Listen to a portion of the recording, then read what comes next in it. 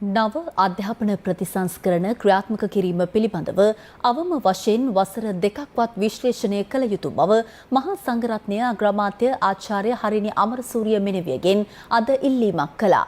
ඒ අග්‍රාමාත්‍යවරියගේද සහභාගීත්වයෙන් පැවති දෙහිවල පින්වත්ත පුරාණ විහාරස්ථානයේ පැවැත් වූ උත්සවයකදී මෙහිදී අග්‍රාමාත්‍යවරිය ප්‍රකාශ කළේ මේ සම්බන්ධයෙන් එල්ලවන සාධාරණ විවේචන පිළිබඳව අවධානය යොමු කරන බවයි.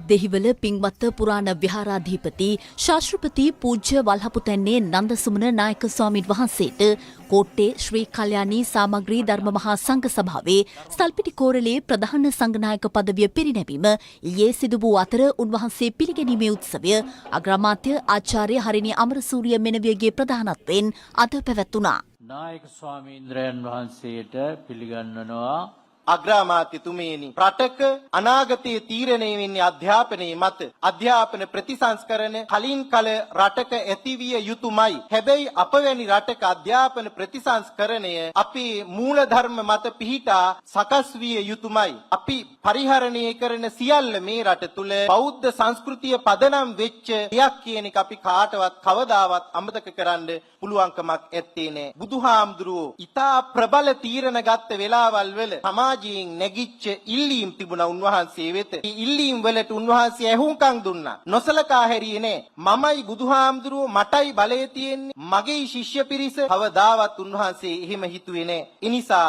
මම ඔබතුමියට යෝජනා කරනවා මේ ප්‍රතිසංවිධානය මේ ජනවාරි මාසේ ක්‍රියාත්මක කරනවට වඩා මේ ගැන නැවත විශ්ලේෂණ කරන්න. වසරක් දෙකක් තුල පරීක්ෂණ කරලා බලලා ඉදිරියට අරගෙන යනවා නම් තමයි අපිට හොඳ දැක්මකින් අනාගතයේ පිළිබඳව සතුටු වෙන්න පුළුවන් ප්‍රතිසංවිධානයකට යන්න වෙන්නේ. නිසා මේ පිළිබඳව නැවත සලකා බලන්න. ස්වාමින් වහන්සේත් කිව්ව විදියට යම් දෙයක් වෙනස් කරන්න යනකොට ලේසි නෑ. ඒකට විවිධ චෝදනා අභියෝග එන්න පුළුවන්. මම සම්පූර්ණ එකඟ වෙනවා අපි සමාජයට සවන් දිය යුතුයි. වෙනස් කරන්න ඕන තැන්වලදී නාම්‍යශීලී වෙලා වෙනස් කර යුතුයි. සහ අවබෝධයෙන් සහ සාධාරණව කරන ඒ සියලුම විවේචන සහ යෝජනා විභාර ගන්නත් සූදානම්. ඒ වගේම තමයි අපි කොච්චර හොඳට සැලසුම් කරත් කොච්චර හොඳ අරමුණක් තිබ්බත් වැරදෙන තැන් තියෙන්න පුළුවන්. එතකොට ඒ තැන් වැරදුනාම ඒව නිවැරදි කරන එක අතිශයින්ම වැදගත් කියන එක අපි හිතනවා අපි පිළිගන්නවා. මේක දීර්ඝකාලීන වැඩක්. අවුරුදු 10ක් 15ක් යන්න ඕනේ මේක